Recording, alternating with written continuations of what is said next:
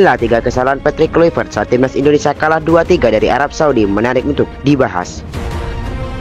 Seperti yang kita ketahui, skuad Garuda takluk dari Grand Falcon pada lanjutan putaran keempat kualifikasi Piala Dunia 2026 zona Asia, di mana pertandingan tersebut berlangsung di Stadion King Abdullah Sporty City. Kekalahan ini tentu menjadi pukulan telak sekaligus memperkecil peluang timnas Indonesia untuk lolos ke putaran final Piala Dunia.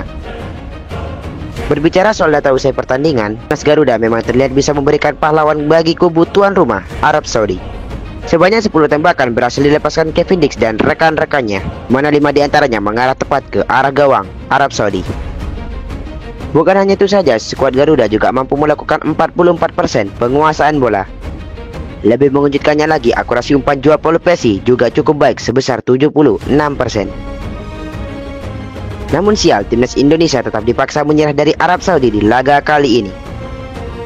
Sempat unggul terlebih dahulu, timnas Indonesia dipaksa mengaku kemenangan tim tuan rumah dengan skor 2-3. Berbagai spekulasi pun bermunculan soal faktor kekalahan timnas Indonesia dari Arab Saudi, termasuk diantaranya strategi tidak tepat dari pelatih Patrick Kluivert. Berikut, eSport Bola akan merangkum dan membahas 3 kesalahan fatal Patrick Kluivert saat timnas Indonesia kalah 2-3 dari Arab Saudi.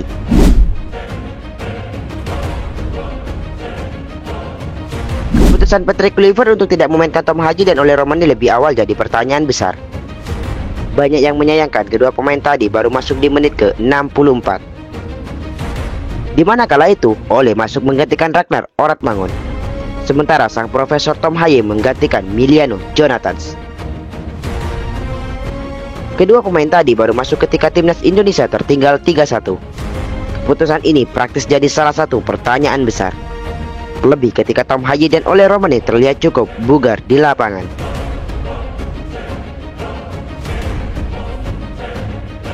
Berikutnya beralih ke lini pertahanan timnas Indonesia saat melawan Arab Saudi, di mana saat itu Patrick Kluivert memasang 4 pemain belakang, yakni Kevin Dix, J. Edzas, Jacob Sayuri, dan Dan James.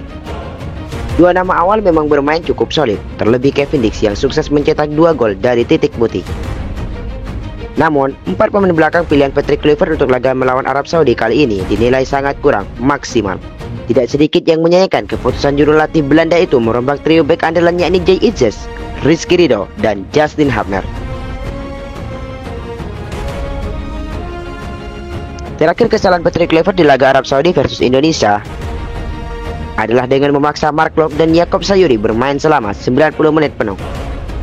Pada pertandingan timnas Indonesia sebelumnya, Mark Locke mungkin bermain cukup baik di lini tengah skuad Garuda. Namun tetapi hal itu tidak terlihat pada laga melawan Arab Saudi. Gelandang Persib Bandung itu bahkan melakukan blunder fatal untuk gol pertama Arab Saudi ke gawang timnas Indonesia.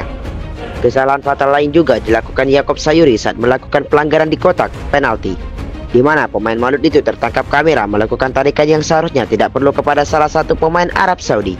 Aksinya itu membuat kubu tuan rumah mendapatkan hadiah penalti di babak pertama.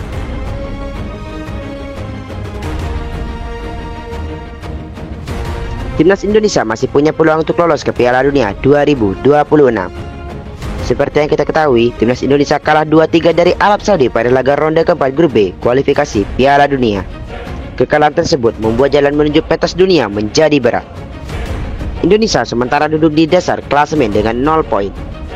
Sementara Arab Saudi memuncaki klasemen dengan 3 poin. Sementara Irak masih belum memainkan pertandingan. Di laga selanjutnya, timnas Indonesia berharap dengan Irak. Kemenangan wajib didapatkan pasukan Patrick Kluivert demi bisa ke pentas dunia. Timnas Indonesia setidaknya harus menang dengan skor 2-0 atas Irak. Sementara Arab Saudi harus kalah dari Irak dengan hanya selisih 1 gol. Dengan cara skenario seperti itu, timnas Indonesia menjadi juara grup dan meraih tiket ke Piala Dunia. Dalam skenario itu, Indonesia memimpin selisih gol walaupun seluruh negara punya 3 poin.